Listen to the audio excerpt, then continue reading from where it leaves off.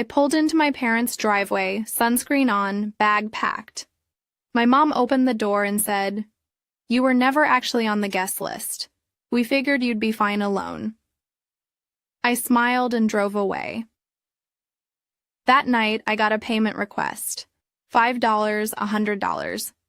Your share of flights and villa. I refused and sent $1 with a note, "You'll have a surprise." 2 days later, my family screamed when they saw me in Hawaii. It was one of the worst travel preps I'd ever gone through. Nothing was smooth. I couldn't find my flip-flops even though I swore I'd left them in the hallway closet. My sunscreen exploded in my bag. I had to switch duffels last minute when the zipper on my usual one snapped wide open like it had been waiting for this exact day to fall apart. The charger I packed was for an old phone, and I forgot to refill my prescription, which meant a detour on the way. Everything that could go wrong did, but I kept telling myself it would all be worth it. We were going to Hawaii, the first family trip in years. Just the 5 of us, me, my parents, my sister Sarah, and her husband Dan. We'd been talking about it since spring. And now it was happening. A beach house, sunshine, something close to normal again, I thought. My parents told me to swing by their place the night before since our flight was early. Made sense. I'd crash on the couch. We'd head to the airport together. I even picked up some snacks to share on the flight. I had everything packed. Sunscreen, already on like a dork. Music playing in the car. Full-on vacation mode activated. I pulled into the driveway just as the sun was starting to dip. I grabbed my bag, walked up, and knocked. My mom opened the door. She didn't even look surprised to see me, more like mildly inconvenienced. Then she hit me with it. "You weren't actually on the guest list. We figured you'd be fine alone." I thought she was joking. I stared at her, waiting for the punchline. Nothing. Inside, I saw their bags lined up by the stairs. A cooler, sun hats, passports on the hallway table. Sarah and Dan were laughing at something on her phone in the living room like it was just another night. "What are you talking about?" I asked. She gave me this look like she was trying to soften it, but didn't have the energy.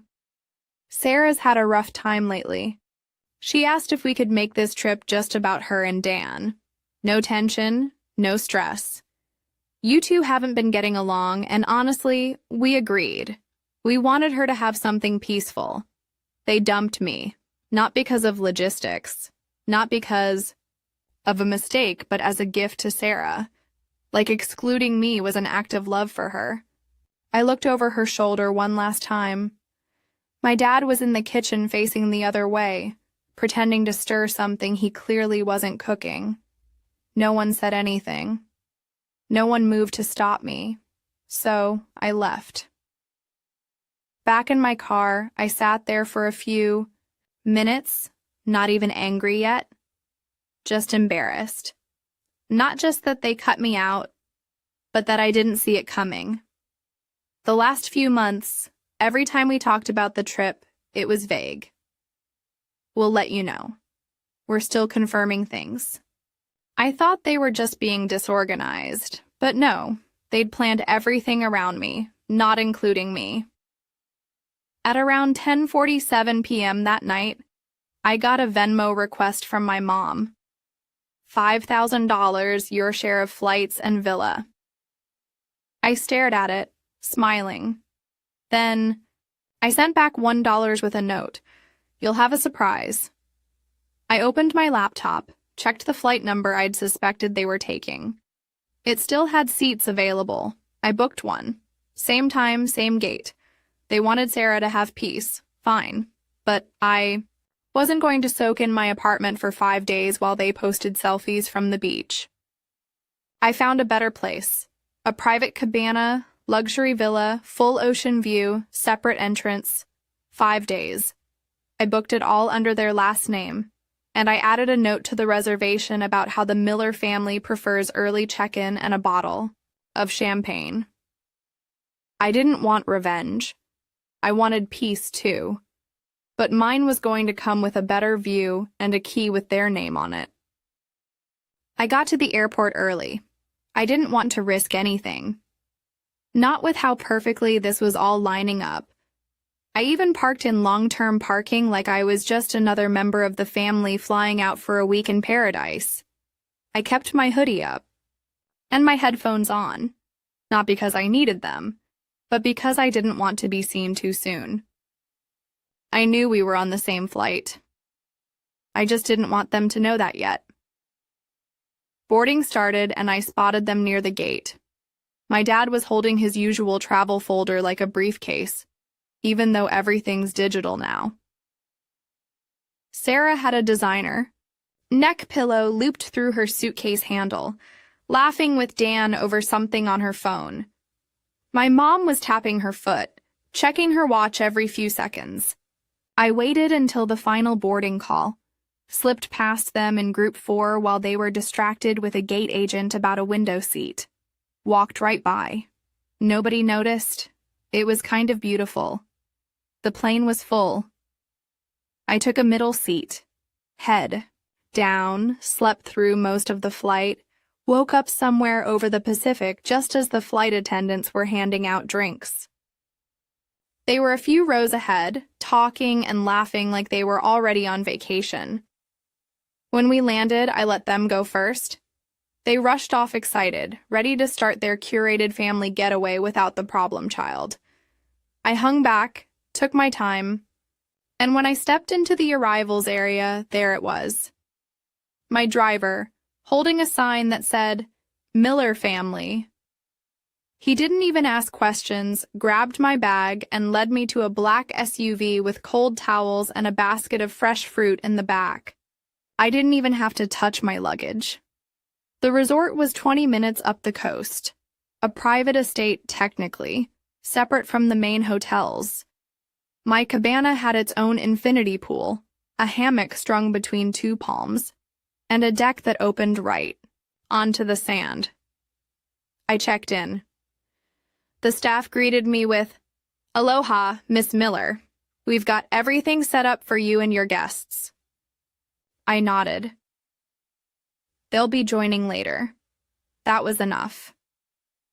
Meanwhile, I knew where they were staying. A decent resort, sure, but cramped. One shared villa for the 4 of them. Limited beach access, family-friendly, noisy, very public.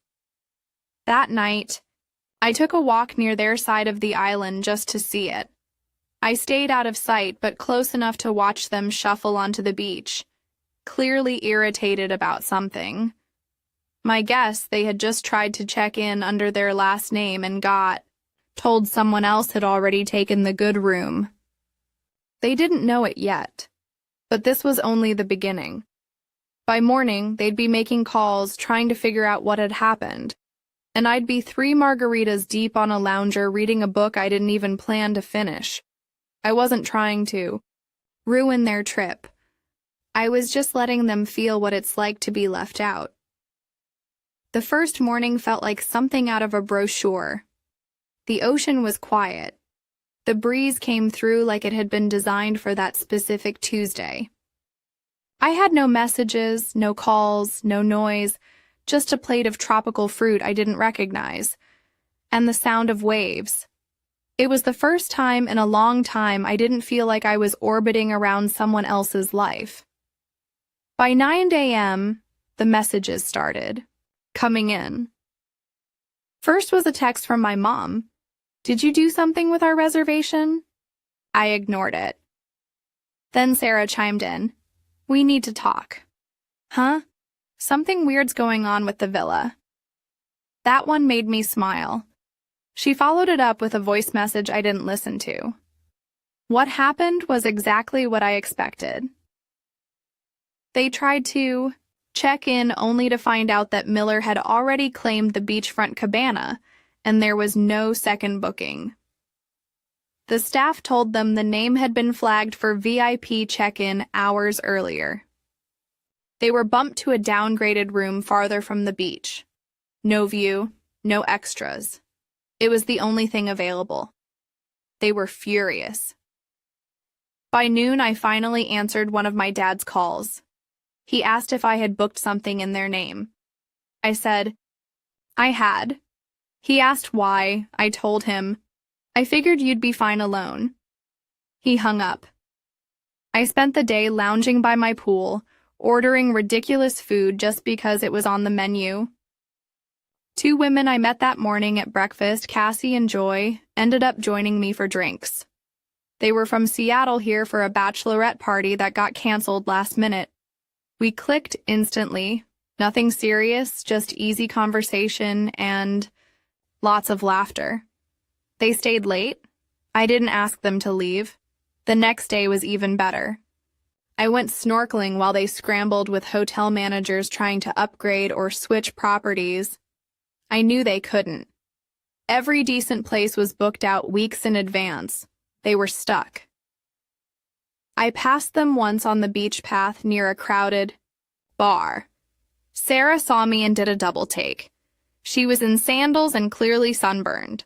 I was in shades and a linen shirt fresh off a massage. She didn't say anything. Neither did I. That night, Joy and Cassie came back. We watched the sunset on the deck, then crashed early, just stretched out listening to music and the ocean. I didn't feel triumphant. Not exactly. I felt quiet. Still, like everything that had built up over the years had been released in 5 days, of silence and salt air. Back home, I knew there would be fallout. There always is.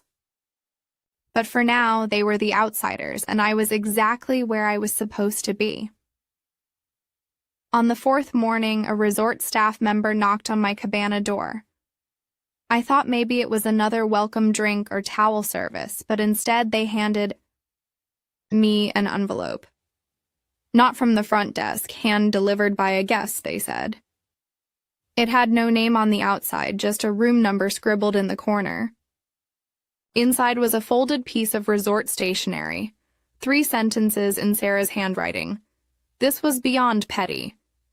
We're embarrassed for you. You've ruined the trip. No hello, no name, no explanation, just that. I folded it carefully and slid it under my drink on the patio table like it was nothing. I didn't even feel angry. Not really. It was more strange than anything, like they genuinely thought I was just going to vanish and not notice. And now that I hadn't, I was the villain for not going quietly. I spent the next few hours in town with Cassie and Joy. They'd found a boat tour that was a bit off the radar, owned by a retired marine biologist who offered reef dives to small groups. It ended up being just the 3 of us. We took turns. Diving, swam with sea turtles, and drank out of real coconuts. At one point, Cassie leaned back on the boat deck and said, "Is this what life's supposed to feel like?" I didn't answer, but I knew what she meant. Near the end of the tour, Joyce snapped a photo of us laughing, me between them, shirt off, drink in hand, ocean in the background, and she posted it on Instagram. I didn't even think about it at the time, just another vacation pic. But that was the spark. By the time we got back to the cabana, my phone had 5 missed calls from my dad. Then a long message. "Delete the photo. This is going too far. You're deliberately trying to humiliate the family. Then Sarah, you're not even pretending anymore. Is this all just some pathetic show?" And finally, from my mom. "We've supported you for years. You were always different, but we never made you feel that way. I don't know what changed in you, but this is cruel." I reread that last one twice. Supported me for years. That line echoed in my head for the rest of the afternoon. Supported me. They'd spent years trying to smooth me out. Ignore the things. That didn't fit. make me small so Sarah could shine. That night, Cassie and Joy went into town to check out a live music bar. I stayed back. I wasn't in the mood. The air was still warm, and I walked down to the beach barefoot, just needing to clear my head. As I got near the edge of the resort property, I saw someone sitting on the low stone wall by the water. Dan. He was alone, nursing a beer, staring at the ocean. He saw me but didn't flinch. After a second, he raised the bottle like a lazy wave. I hesitated, then walked over, sat down a few feet away. Dan didn't look at me. "They're unraveling," he said. "Your mom cried earlier. Sarah's been slamming doors." I didn't say anything. "She wasn't expecting you to actually show up," he added. "Definitely not like this. They all thought you'd just sulk at home." I glanced at him. Did she ask them to leave? Me out?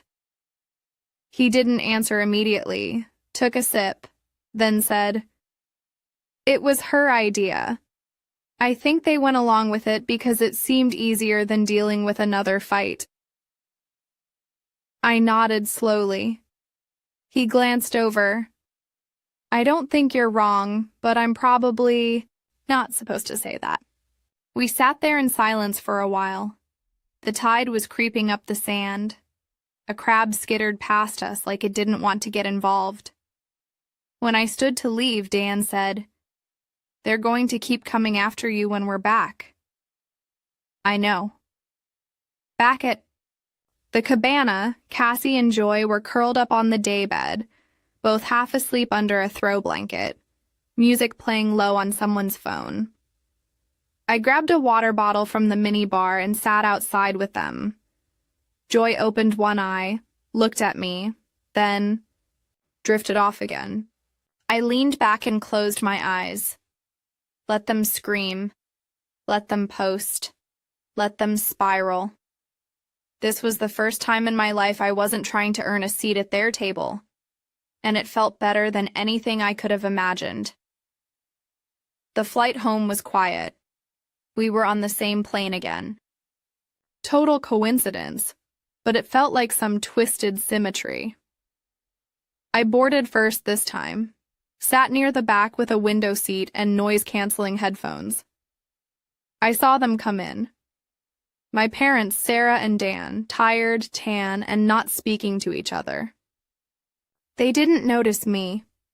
Or maybe they did, and just didn't want another scene. The weird part was I didn't feel anything.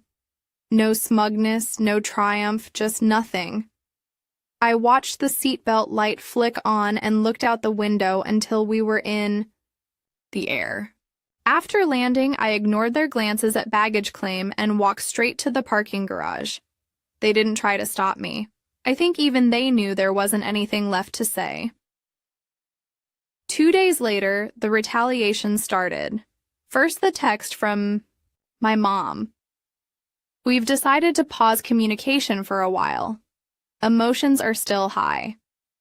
You crossed the line, Ella." Then my dad, "We hope you reflect on the choices you made and the damage done." But the real message came in the form of money. They filed a formal payment request through Venmo again. $1,500, flights, villa. Emotional distress not included. I denied it. They tried again. I denied it again. Then I blocked both of them. Sarah didn't block me. She did something worse. She started texting constantly, not to talk, but to provoke. "Hope your little stunt was worth it. You really think this makes you look strong? It's pathetic. You've always been selfish. Don't expect this to just go away." I didn't respond, not once. She escalated from text to voice messages, sometimes 3 or 4 in a row. I deleted them all without listening. At work, I didn't mention the trip. My coworkers asked how Hawaii was, and I just said, "Quiet." Just what I needed. No one cried. Cassie and Joy followed me on Instagram. We exchanged a few messages, but it was clear we'd each go our own way, and that was fine. What we had was short, simple, and exactly what I needed in that moment. Nothing more. A week after the flight back, I got an email from my dad with the subject line, "Family boundaries going forward." I didn't open it. I archived it. Whatever line they thought I crossed, I wasn't interested in defending myself anymore. They made a choice to leave me out, to make someone else more comfortable. I made a choice to stop chasing their approval. Simple as that. By the end of that month, I deleted the family group chat and removed every shared calendar event I had. Marked. Birthdays, holidays, anniversaries, gone. The silence wasn't sad, it was clean. By the time October rolled around, it had been almost 3 months since Hawaii. No calls, no family dinners, no check-ins, nothing.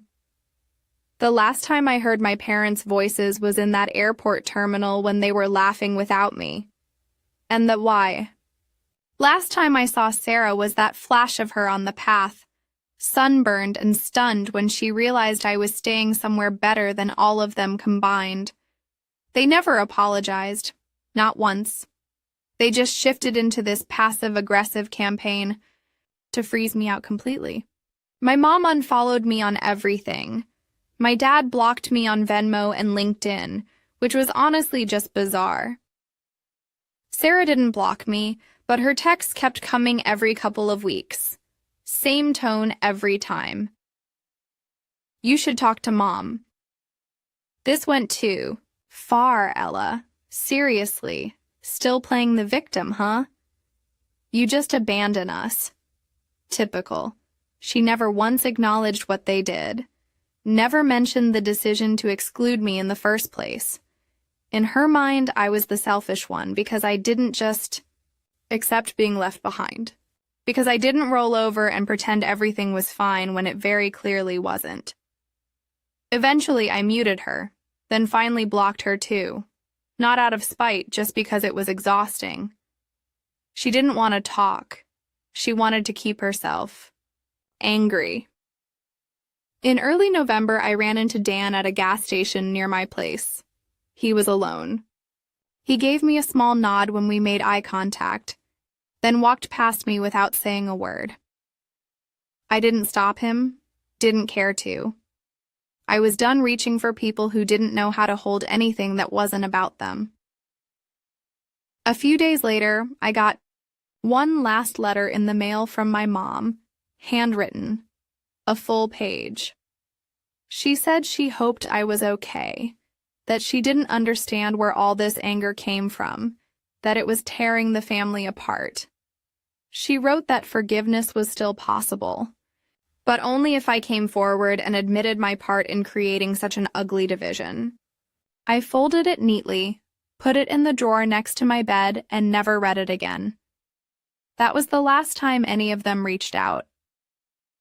Christmas came, then my birthday. I spent both with a few friends from work. No drama, no forced small talk, no walking on eggshells. I thought about Hawaii sometimes. Not the revenge, not the petty satisfaction, but the feeling of that first morning alone when the ocean was calm and no one expected anything from me. That moment when I realized I didn't need them to give me space anymore. I could take it for myself. It wasn't about punishment, it was about peace. And peace, I've learned, doesn't beg to be understood. It just stays quiet and lets everything else keep screaming. That's the last I'll say about them. We don't talk anymore, and I don't miss it. Almost a year had gone by. It had gotten to the point where entire weeks passed without me thinking about them. I'd stopped wondering if they'd reach out. I'd stopped checking for their names in my inbox or bracing every time the phone buzzed. Life moved forward. I moved closer to the coast, picked up more freelance clients, and finally started sleeping through the night again. I wasn't trying to rebuild anything. I just built something new. Quiet, normal, mine. I was seeing someone, Nick. We met at a gallery opening and hit it off without trying too hard. He didn't dig into my past, and I didn't unload it. For the first time in forever, I had space around me that didn't feel like it belonged to someone else. Then last Tuesday night around 8:30, there was a knock at my door. It wasn't expected. I hadn't ordered food, and no one ever visited without texting first. I assumed maybe a neighbor needed something or a delivery ended up at the wrong unit. I opened the door, and Sarah was standing there. She looked rough, not in a dramatic falling apart way, but in a way that said she hadn't been winning for well, now.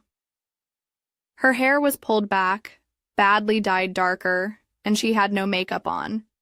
She wore this windbreaker I swear I'd seen her wear in college, back when things still made sense between us. Neither of us said anything for a moment. Then she looked at me and said, "Mom's in the hospital." My mouth opened before my brain caught up. "What happened?" "Heart attack," she said. "Mild. They said she'll recover, but she asked for you." I just stood there. I didn't move, didn't breathe for a second. I couldn't even picture my mom in a hospital bed. Not because she seemed invincible, but because I had finally filed all of them away into a part of my mind I didn't visit anymore. Sarah kept going. She said your name before mine. Not Dad's, yours. I didn't know whether to believe her. She handed me a folded piece of paper, just one line written on hotel stationery. If I was wrong, I'm sorry. I love you either way. No signature, no over-explaining, not like her. I didn't ask if she meant it. I didn't ask why now. I just stared at the paper. Then Sarah said something I didn't expect. She's scared you won't come. Not because you're angry, because she thinks maybe you've actually moved on. It was the most honest thing she'd said to me in years. Maybe ever. And for a brief second, I felt it. That crack in the wall I'd built. Not a collapse, not forgiveness, just a flicker of something I didn't want to name. I asked how she got here. She said she took a rideshare. Her car was in the shop. The Sarah I knew wouldn't be caught dead without her car. I watched her turn and walk back down the driveway, without waiting for a response. I closed the door, sat in the dark with the note still in my hand. Nick texted me an hour later. Just a simple, "Want me to come over?" I stared at the screen. Then I replied, "Not tonight. It's been a weird day." I didn't go to the hospital. I didn't call anyone, but I didn't throw away the note either. It's still on the kitchen